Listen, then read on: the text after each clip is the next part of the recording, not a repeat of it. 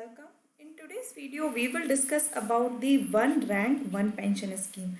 Now, this scheme was in news in 2015-16. Very much was in news. There were protests going on.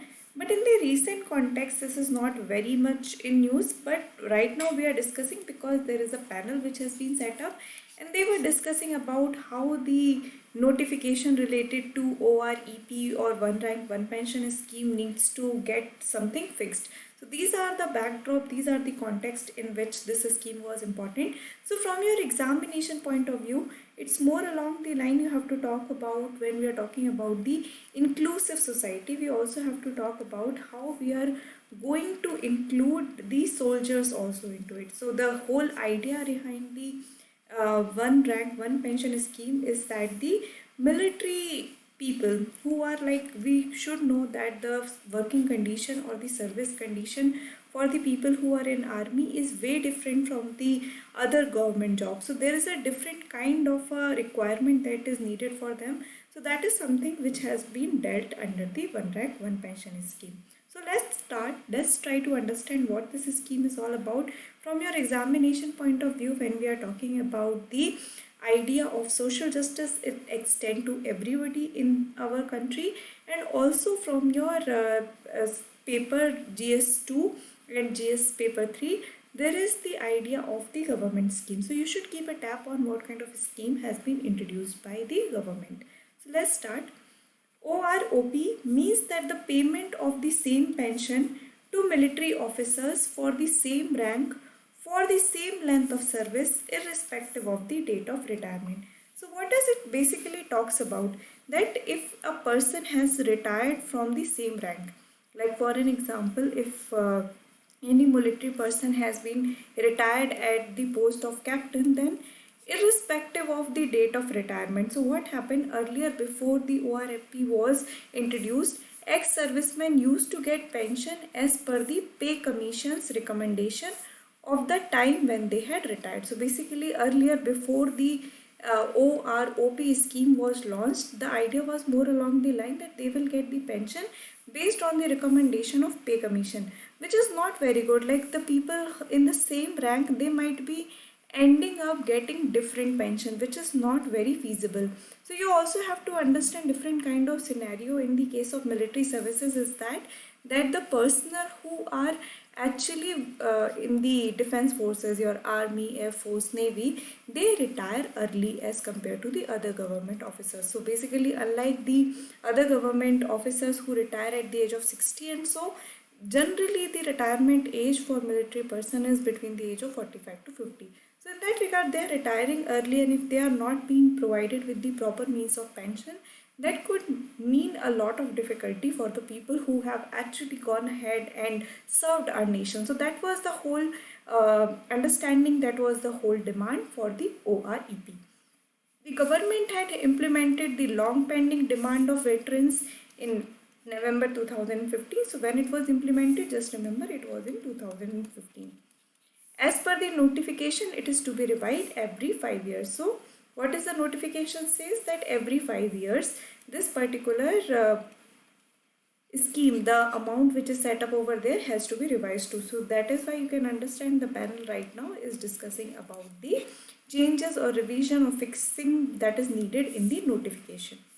The implementation of this scheme was based on the recommendation of Koshyari committee. Now this is also important. So at time what happened, they asked, UPSC asked that this committee is related to what, or even in the match the following type, they could ask such question. So just remember, Koshyari committee, what it was related to, it was related to providing military reforms if it comes that, but basically their major recommendation is to go for the one rank, one pension. So just remember the name, Koshyari committee. Now let's just quickly see what is this OROP is all about. So payment of uniform pension to military person retiring in same rank with same length of service irrespective of retirement age. So basically whenever they are retiring, irrespective of date of retirement, year of retirement, it's about their length of service, like how many years, if they have served in the defense forces for 20 years, or if they have served for 10 years, length of services as well as their rank. That should be the one criteria through which the pension should be given. Any hike in pension rate to be automatically passed on the past pensioners. So that is also there, that like as the pay commission go on, there is a revision on the rates of pension. So that is the idea, that it should automatically be revised for the previous pensioners also. It should not be like that if you have retired after this particular year only, then you will get this particular pension and not for before. It's like the idea is automatically it should also be given to the people who have retired earlier. So if you look at the numbers, it has actually caused a lot of, that is one of the constraint because of which the government was hesitant, is because it now had around 8,300 crore cost of for the pension. So this is one of the reason. If you look into the problem, the major one was actually the financial only. So grant of full OROP will further bloat the government's pension bill. So government spent a lot in the pension bill. So in that regard, if they are providing the one pension, one rank, one pension, it will further bloat the bill, which means it will raise the cost of the bill which the government is paying as a pension to various service officers. Administrative cost is also there, so huge task to pass all the benefits with no cutoff date to all the living ex-men. So again, the administrative cost, the whole idea of reaching out to everyone who has been alive and to pass on the benefits to them, it's going to be huge administrative task too. Then when we talk about legal, so legal will lead to similar demands by other government employees, especially paramilitary forces. Now this is also a problem, that if like the defense forces has been given OREP, it also means that the paramilitary forces, BSF, CRF or CRPF, all these forces will also go ahead and ask that they should also be given the equal treatment, right? So that is something again which will further create more financial, more administrative burden to the government. That is one of the reasons why there were kind of hesitancy from the government side. Despite that, in 2015, government has went ahead and implemented it.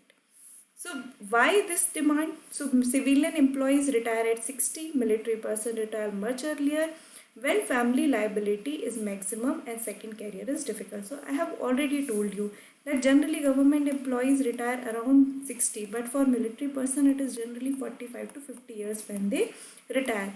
So in that case, finding a new job at that particular age group is again very difficult, and you have family responsibility. Your kids would be getting married, you have to pay for their education, and all these kind of things will be there. So in that case they have family responsibility and they are still not getting pension. So that is something which has been highlighted. Soldiers undergo hardship posting with risk to life and restriction of fundamental rights. So you have to understand that unlike the other government official, the working condition for the soldiers are by itself very difficult. They have to work in a very difficult condition where they have been posted in a very difficult terrain. The conditions are not very favorable. So in that regard, the whole idea of that they have been working in harsh conditions should put some kind of benefit when they retire. So that is again something which has been highlighted. Successive pay commissions have widened gap between veterans who have retired earlier and who retire later. So that is also have happened, that the people who retired later, they were getting more pension as compared to the one who retired earlier, and that is why there was a thing that the person who has retired on the same rank and have served with the same length of service should be given the same pension. So this is the thing, this is the major points in this scheme. Just remember that, not very much in news these days, but because there was a parliamentary panel, just remember the salient feature. So I hope you have understood this video. If you have any doubt, feel free to drop a comment. Thank you.